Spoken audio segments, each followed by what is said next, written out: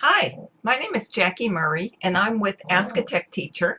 Today, I want to talk to you about the most common digital tools you'll be using in your classroom. If you aren't using them, or if you'll find a lot of these that you aren't, or even some of them, you'll want to know about them and start thinking about using them in class to make your education journey easier, more productive for you and for students. So much has changed with education. It's just not the schoolhouse it was when you and I went to school, and our parents. Absolutely not. So much of what can be done in the classroom now depends upon technology and some really pretty easy to use tools that should just be part of the toolkit you use in class, like a paper and a pencil or a set of books that you have. So we're going to go through these. There's 18 of them. And here's the long list of what they are. These are the tools that you want to use in your classroom that will make a huge difference in what you do. So we're going to go through them all. Now, I want to get this whole video done in 10 minutes. So it means I'm going to address each topic as I'll first explain to you why you want to use it, and then I'll give you some options. What I won't have time for is getting into how to use each of the options. So hopefully we can try to do that in another longer video, but in this case, it's going to have to be a little shorter. You can always, though, reach me and ask how to use those tools. I'm happy to send you one of my other videos I've done on that, or just meet with you online for a virtual meeting and I'll go over it with you. Okay, so that first one is an annotation tool. Lots of materials students use now are online, or they're digital books or PDFs that they use. They don't have the traditional go to the shelf, get the book, and open to page 37, chapter 5, or whatever we're looking at. So students need a way to take notes. Annotating digitally is a wonderful way to do that. They take notes at the end of the year. They just erase them quickly. It's not what it used to be when you're taking notes. Now you can take them right in the book. And here you can annotate the PDFs that they might use to as resources to go along with their digital books. Their digital books might be PDFs. They want to take screenshots and then annotate the screenshot, like this one here, Jungle Journey. This is a screenshot of a website, and then the student annotated it to show his understanding of a jungle. This one is a rubric. The student has this test, and they annotated it to answer the questions so that they could then answer the questions, then take the screenshot and send it to the teacher as their assessment. Options are iAnnotate. Notability is very popular. Adobe Acrobat, which is everyone has Adobe, almost everyone. Acrobat is the free reader that comes with Adobe, and it comes with a free annotation tool. Very easy to use. Not a lot of robustness to it, but it does the basics that you need. Then you have something like Nimbus, a lot of browser-based tools like Nimbus. This one is Nimbus. They have fun things like arrows and fancy letters and different things that you can use, and very easy to use. Lots of options there. Okay, the second tool is avatars. These you want students to get used to using them instead of their pictures in profiles, in signatures on work that they're doing. A great way to introduce digital citizenship and make their profiles private. So only the people who would know that this is Amanda would look at this avatar and think it's her. Options: monster yourself, animal yourself, storyboard that, Voki, Telegami. These are all you can Google and find all of these. You'll start, I think this one's in storyboard that, so you'll start your comic and then just grab the screenshot of the creature that you want to use as an avatar. I think this one is Voki. So, and this probably is animal yourself, I think. So lots of options, and you probably have your own that you can use. What students don't want to use is something that looks like them. Back channel devices. This is a great way that students can talk to them amongst themselves on topic about your presentation, ask you questions about what is going on in class that they just don't understand. You probably would run it on your smart screen, on your class screen. So as they're commenting, it's showing up on the screen, and you can take note of it. Students can also take note of it and then help each other out. If they know an answer to a question that's up there, they can post the answer through the back channel device.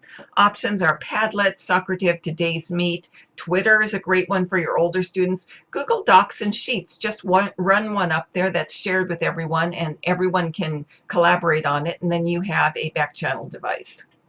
Blogs, really good, useful, great way to practice writing skills, practice speaking and listening, collaboration, perspective taking, posting a question and answering with a pithy, concise, well-written comment or response. Really good. They're just, everyone should have them. They include lots of multimedia, so students who really don't want to write a lot can add the pictures and the videos and all sorts of other things, screenshots of their work. They don't have to write a book. They can do it with pictures and other options. Options include WordPress, KidBlog, Weebly, other ones. Google has a blog. Sometimes it's blocked out in schools. You can look into that. Class calendar, got to have that. And I recommend that as soon as your students are old enough, and that could be second grade and up, they are responsible for adding information to the calendar. You'll start it with the events going on in the class. It's shared with students and with parents, so everyone can be part of this. And it's kept up to date. Give that as a monthly responsibility to students, just as you assign other monthly responsibilities to students. So they'll keep it up to date on a quiz coming up or a project that's due. If you do presentation projects that are every week, then students can go into the calendar and post when theirs is. If you do one of the presentation boards we talk about in the structured learning curriculum, then students would go right into the calendar, post their date for their presentation, and then it's all set up and done.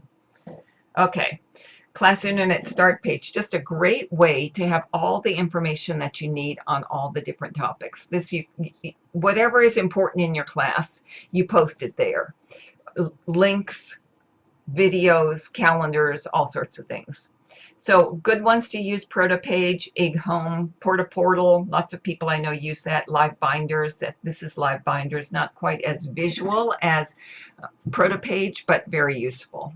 Class websites, same reasons you'd have a class internet start page, but it's sometimes parents are more used to it. It gives you more room to add detail because you have bigger spaces to write in. So it probably would go along with a internet start page. Options for using it: a Weebly, a WordPress, Google Sites. Digital devices, whatever you use, be proud of it and make sure students understand it. Whatever it is, go through it, help students understand it, expect them to know how to take care of it, solve problems with it. You have lots of options, and you might have several in your class. So just make sure whatever you're using, students know how to use them and feel free to do so. Digital note-taking, kind of like annotating, kind of like that, but it's bigger because you want students to move away from taking notes in paper and pencil and do it in some sort of a collated area where they keep all their notes for all their classes. Could be done in a WordPress doc, one for word processing doc, one for each grade they're doing, or Google Sheets, a spreadsheet. Notability, a separate tab for each class. Evernote and OneNote, same idea with those. But the important part is that you're moving away from paper and pencil, and you're giving students a way to take notes that they can access at home, school, and share with classmates and collaborate. Digital portfolio, have a good place where students can collect all of their materials into one place. They do a save, it saves right into the digital portfolio and then it's all right there. They don't have to look around and wonder where they put that document because it's all in one spot. Really good for you if you need to have a place where you grade things. So options are Google Apps for Education, Google Classroom, Wikispaces, and just the general file folders you have in school on the server. Email, some sort of communication tool. Email's good. It's much more popular than lots of us think it is. It's one of the well used sort of communication device. Students also use texting, but that isn't as good at keeping a record of things and involving other people in it. So, but you have some sort of an easy to use digital communication tool, whatever that is, for all these reasons. Maybe just a message board. Maps. Make maps part of what you do. Always have them available. Anytime you're talking about something around the world or a book that you read, bring it up on a map or show students how to bring it up, and then look at the location in the novel, the location in the history, see what's around it, see what affects it. Here's an example of a project done using a map. This is in Google Earth, showing a really bird's eye view of something that students are studying. Scribble Maps is really fun to use, very easy. If you can't use Google Earth on your computers, if you have Chromebooks and you can't use Google Earth, Google Map Maker is good also. Okay, online quizzes. Do this every chance you get because they're so easy. Sometimes if you use something like Google Forms, it grades itself, so you don't even have to worry about that. Kahoot is a fun game to play that gets students studying, and they have a lot of fun doing it.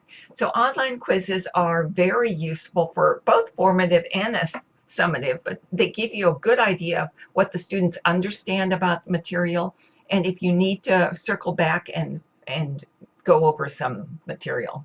Screencasts, really good way to take a video, share it with students, showing them exactly how to do something. For instance, I could take this, do a screencast of this, showing them how to draw the boxes, how to draw the arrows, how to put the titles in the different categories as they're putting their animals, and then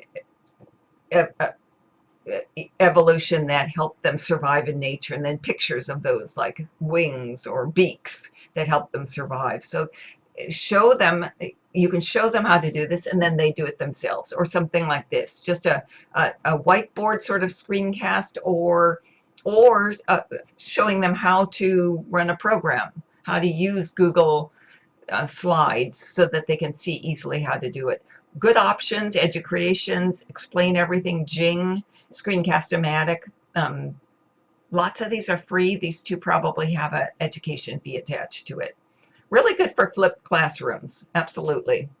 Screenshots are, we kind of touched on that earlier. Take a screenshot, then you can annotate it, but a screenshot is a shot of the screen.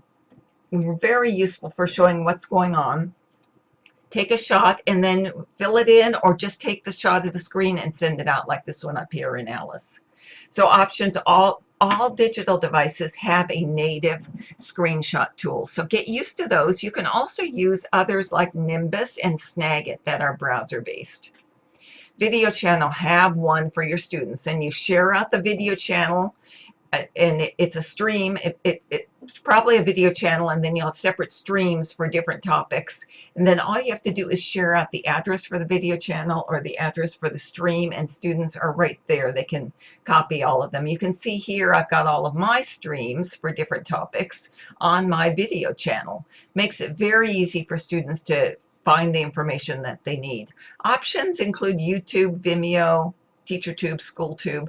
There are probably more, and I've tried a few other ones, so whatever works for you, as long as it satisfies the idea of putting everything in one place, is good. Virtual meeting room. I think this might be our, almost our last one. Okay, virtual meeting room. Have a way to meet with students, like Google Hangouts, where you can get together by sharing a link, and then you get together and you talk about homework, about extra tutoring, about preparation for a project, whatever it might be.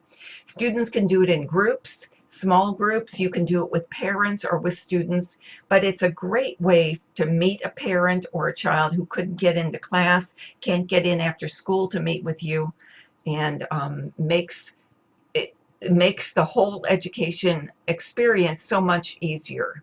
Skype's another good option. So vocabulary decoding tools. These are de rigueur now. Students should always be able to have that dictionary tool right there with a click of their mouse, where they can decode a word. If they don't know what the word, let's say, native means, they can click on that and it comes up with the definition. It shouldn't be something where they go across the room, grab a dictionary, look it up, and it completely gets them out of whatever they're doing. It should be a tool, an app, a program, software download that they can do in 5 seconds. Look the word up, know what it is, okay, got that, and they go on with their reading. So these are quick access is really important. And I've listed a few here for you. Okay, I do have a lesson plan that covers all of this. You can go 25 digital tools because it's got a few more than this. And you can look at that. It's very affordably priced. Okay, guys, I went a little over, so I hope that works out okay. Talk to you soon. Have a great week and enjoy your teaching.